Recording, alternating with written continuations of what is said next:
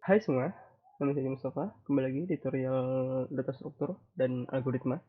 Di video kali ini kita akan melanjutkan tutorial kita, di mana kali ini kita bakalan membahas mengenai recursion, teman-teman. Kalian pernah dengar apa itu recursion? Kalau misalkan kita searching di Google, ini saya searching ya, apa itu recursion. Di sini dia bilang fungsi recursion sebenarnya fungsi di sini function ya. Jadi biasanya recursion itu dia itu sebuah function yang dimana ini kan di sini juga diartikan sebagai fungsi yang memanggil dirinya sendiri secara berulang dalam proses pengolahan data atau pemanggilan fungsi. Sorry. Nah, jadi pada dasarnya recursion function itu adalah sebuah function yang memanggil dirinya sendiri. Jadi contohnya seperti apa sih? Oke, misalkan kita bikin sebuah for loop ya. For i sama dengan 0 selama i kurang daripada mungkin 5 misalkan. Habis itu i-nya increment, habis itu kita tampilin i, kita jalanin. Nah, di sini kan kita di sini kita kan kalau di dalam sebuah for loop ya, ini kan oke, mungkin teman-teman bisa dengar ada suara lewat. Oke, dalam sebuah for loop kan dia kan bakal selalu ngecek ya selama i-nya ini kurang dari 5, ya kan dia bakal nampilin. Jadi pertama kan i-nya 0, ya kan, habis itu dicek nih i-nya kan dari 5, oh iya betul, habis itu ditampilin, habis itu diincrement. Sekarang i-nya 1, masih kurang dari 5, betul, ditampilin, habis itu diincrement terus saja hingga i-nya itu 5. Jadi ketika i-nya 5 ini kan ketika i-nya 5 kan ini false ya. Jadi otomatis dia berhenti, maka di sini dia hanya nampilin sampai 4. Walaupun kita juga bisa ngelakuin ini kan secara ascending ya. Ascending itu berarti dari kecil ke besar. Juga bisa ngelakuin secara descending. Descending berarti dari besar ke kecil. Kan i-nya lebih besar daripada 0. Habis itu di decrement. Nah, sekarang dari 5 ke 1 gitu. Nah, kita bisa contohnya salah satu simpelnya kita bisa mengubah for loop ini menjadi recursion, teman-teman. Jadi gimana caranya? Kita bisa bikin function. Ini return type-nya void aja. Kita kasih nama mungkin show aja. Terus ini n untuk variabelnya.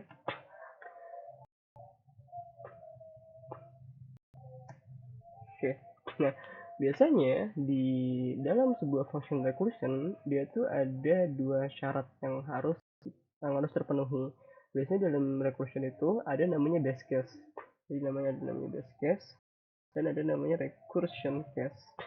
Nah, base case ini adalah di mana nantinya recursion kita tuh berhenti, teman-teman. Jadi misalkan kita jadi case di sini kayak kita punya case di mana kayak contoh tadi di for loop tadi. Kan ketika misalnya contoh ini kan dari 5 ke 1 ya. Jadi ketika si i-nya itu dia udah nyampe 0 kan berhenti ya. Nah, jadi base case seperti teman-teman. Itu pun juga sama dengan recursion. Kita nggak mau recursion kita itu jalan terus-menerus karena itu akan memakan memori ya. Jadi akan memakan memori dan biasanya itu akan menyebabkan error kayak kalau di C++ itu kayak segmentation fault, atau bisa juga stack overflow gitu. Nah, kita bisa ngelakuin base case-nya, mungkin kita cek jika n-nya itu berapa, 0, ya kan, kita return.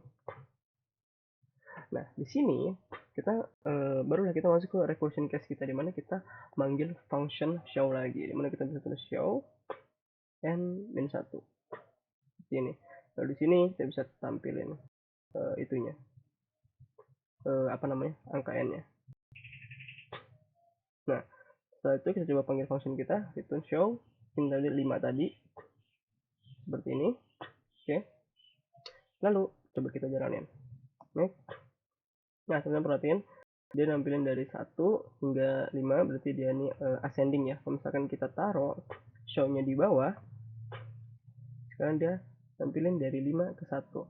Nah, di recursion itu ada dua jenis ya. Jadi ada namanya head recursion dan juga ada tail recursion. Jadi kalau misalkan ini ditaruh di atas seperti ini namanya adalah head recursion. Nah, kalau taruh di bawah seperti ini Ini namanya adalah tail recursion. Jadi ketika yang ininya itu mungkin coba bentar. Ini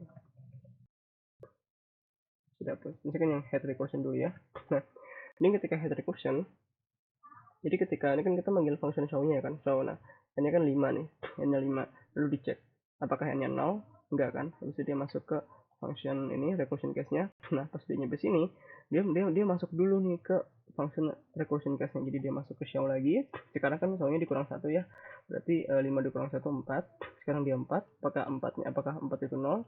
Tidak ya. Habis itu dia masuk lagi, sekarang dia 3.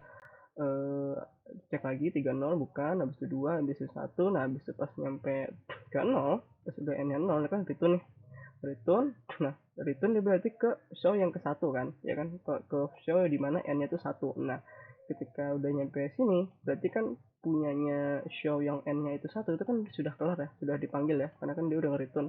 Nah, baru ditampilin gitu. Makanya ketika head recursion itu dia dari 1 ke 5, karena kan apa namanya, functionnya si ini dia tuh dipanggil terlebih dahulu. Jadi dia akan masuk ke recursion case terlebih dahulu, baru dia nge-return gitu teman-teman.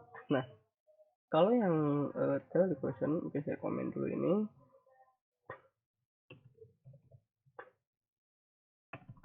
Nah, kalau yang tail recursion dia kan dari descending ya, dari 5 ke 1. Jadi pas nyampe ini kan awal-awal ya, mungkin kita taruh 5 di sini. Habis itu cek apakah n-nya itu 0, apakah 5-nya ini sama dengan 0. Tidak, maka kita tampilin. Nah, maka di sini kita tampilin langsung. Nah, ketika sampai sini dia baru masuk ke recursion case-nya. Habis itu cek nih, sekarang 4 nih. 4 0 bukan. Oh, bukan. Lalu ditampilin lagi 5, habis itu 4 ya kan. Habis itu sekarang masuk ke yang ketiga. Cek lagi apakah 3 sama dengan 0? Oh, bukan. Ditampilin lagi terus hingga n-nya itu 0. Nah, pas sudah kan n-nya itu 0 kan berarti nanti kan dia return kan. Jadi dia akhirnya nampilin 5, 4, 3, 2, 1 gitu teman-teman.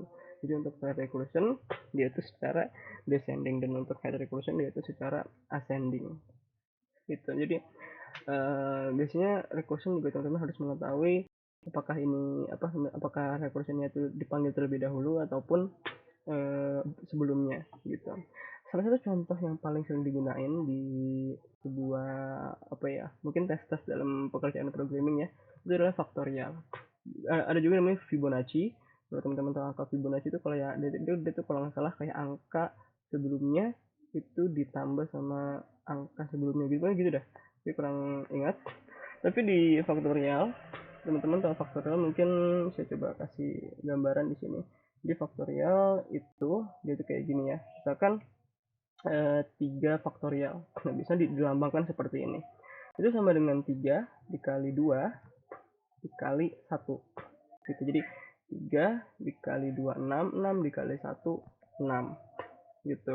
Jadi faktorial seperti ini. Nah, biasanya kita bisa aja gunain for loop, tapi biasanya paling sering itu contoh case itu gunanya recursion, karena memang itu mudah banget dilakukan digunakan recursion. Oke, coba kita bikin ya functionnya. Dia return type-nya integer, habis itu kasih nama faktorial, ini n aja.